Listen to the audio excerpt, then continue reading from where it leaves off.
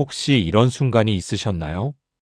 내가 얼마나 소중한 사람인지, 얼마나 애를 써왔는지, 그걸 아무도 알아주지 않는다는 느낌이 드는 날. 열심히 준비한 일이 무시당하고, 오랜 시간 쌓아온 것들이 한순간에 헐값에 매도당할 때, 나는 고작 이 정도밖에 안 되는 걸까 싶은 그 서글픔. 젊었을 땐 다시 일어서면 됐는데, 이제는 무릎이 조금 더 오래 꿇려 있는 것 같고, 나이가 들수록 그 상처는 더 깊어지는 것 같아요. 오늘은 그 마음으로 이 자리에 오신 분들께 드리고 싶은 이야기가 있어요. 은 20개, 노예 하나의 몸값, 형들이 고기 몇 점 사 먹을 수 있는 그 액수에 팔려간 한 청년의 이야기입니다. 그런데 그 헐값이 하나님 손 안에서 어떻게 바뀌었는지 오늘 함께 보겠습니다. 요셉은 야곱의 11번째 아들이었어요. 아버지의 편애를 한 몸에 받은 아이. 채색 옷을 입고 자랐고 꿈을 꾸면 꿈이 이루어질 것처럼 살았던 청년이었어요. 그런데 형들의 눈에 그 요셉은 어떻게 보였을까요? 아버지의 사랑을 독차지한 눈엣가시, 꿈자랑이나 늘어놓는 철없는 동생. 그 미움이 얼마나 깊었는지 형들은 요셉을 구덩이에 던지고 떡을 먹었다고 기록되어 있어요. 동생이 구덩이 안에서 살려달라 외치는 소리를 들으면서 밥을 먹었습니다. 그리고 마침 지나가는 미디안 상인들을 보자 형 유다가 말합니다. 저 아이를 팔아버리자. 우리 손에 피를 묻히지는 말고. 그렇게 흥정이 시작됩니다. 그때에 미디안 사람 상인들이 지나가고 있는지라 형들이 요셉을 구덩이에서 끌어올리고 은 20에크를 이스마엘 사람들에게 팔매. 그 상인들이 요셉을 데리고 애굽으로 갔더라. 창세기 37장 28절. 은 20개. 당시 노예 평균 몸값보다도 낮은 금액이었어요. 형들에게 요셉의 값어치는 그 정도였습니다. 팔면서 얼마나 아까웠을까요? 아마 별로 아깝지도 않았을 거예요. 그런데 여기서 잠깐 우리가 놓치기 쉬운 장면이 있어요. 가나안에서 애굽까지 그 길이 얼마나 먼지 아세요? 지금으로 치면 약 400km가 넘는 여정이에요. 거친 사막과 험한 산길을 홀로 걸어서 갈 수 없는 길이에요. 요셉이 애굽에 가야 할 이유가 있었어요. 하나님의 계획 속에 이미 그 땅이 정해져 있었습니다. 그런데 요셉은 그 길을 알지 못했어요. 어디로 가야 할지조차 몰랐습니다. 그래서 하나님이 어떻게 하셨을까요? 노예 상인들을 이용하셨어요. 세상이 요셉을 팔아넘기려는 바로 그 사람들을 하나님은 요셉을 목적지까지 데려다 줄 이동수단으로 쓰셨습니다.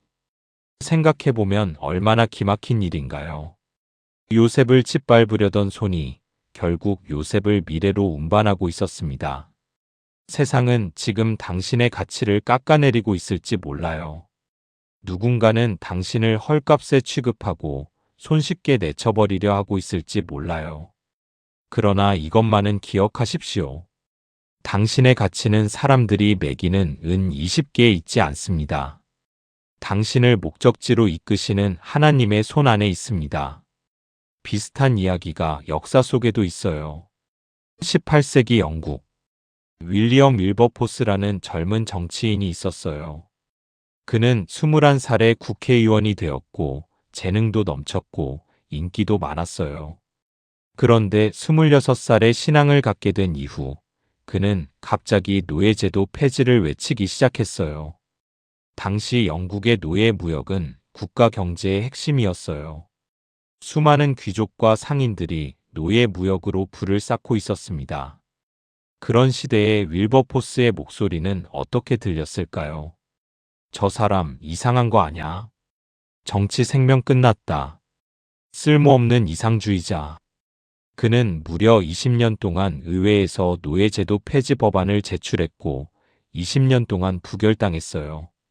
조롱받고 협박당하고 건강까지 무너졌습니다. 그러나 그는 멈추지 않았어요. 그리고 1807년 마침내 노예 무역 폐지법이 통과됩니다. 그가 남긴 말이 있어요. 하나님은 이 일을 내게 맡기셨다.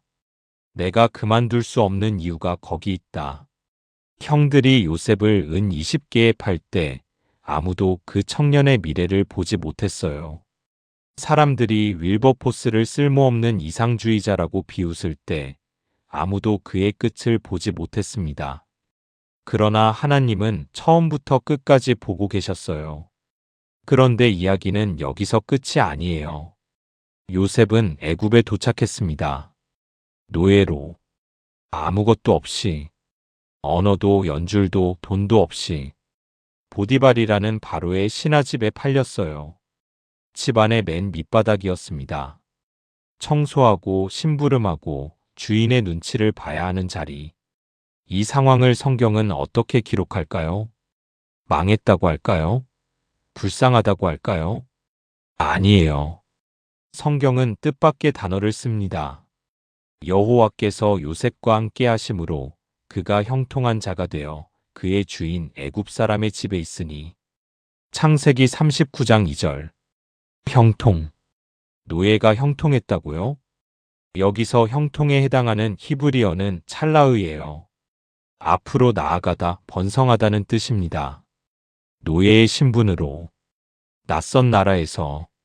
말도 제대로 통하지 않는 집에서. 요셉은 형통했습니다. 왜요? 환경이 좋아서가 아니에요. 고난이 끝나서가 아니에요. 하나님이 함께 하셨기 때문입니다. 여기서 중요한 게 있어요. 하나님은 요셉을 단번에 총리로 만드시지 않았어요. 보디발의 집에서 작은 일부터 맡기셨어요. 청소하는 그 손 위에, 정리하는 그 일상 위에 하나님의 임재가 머물렀습니다. 사실 이게 핵심이에요. 진짜 실력은 큰 무대에서 드러나지 않아요. 아무도 보지 않는 자리에서 하나님 앞에 정직하게 서 있을 때, 그때 하나님이 일하십니다. 보디발이 요셉을 신뢰하게 된 건 요셉의 스펙 때문이 아니었어요. 요셉 곁에 함께 하시는 하나님을 보았기 때문이에요. 사랑하는 여러분, 오늘 요셉의 이야기에서 우리가 본 것이 있습니다. 헐값에 팔리는 것처럼 보였지만 하나님은 그 상황을 이동수단으로 쓰셨습니다. 노예의 자리로 떨어진 것처럼 보였지만 그 자리에서 하나님은 형통을 주셨습니다. 세상이 당신의 가치를 낮게 매길 때도 하나님의 손 안에서 당신의 가치는 변하지 않습니다. 그러니 이것만은 기억하십시오.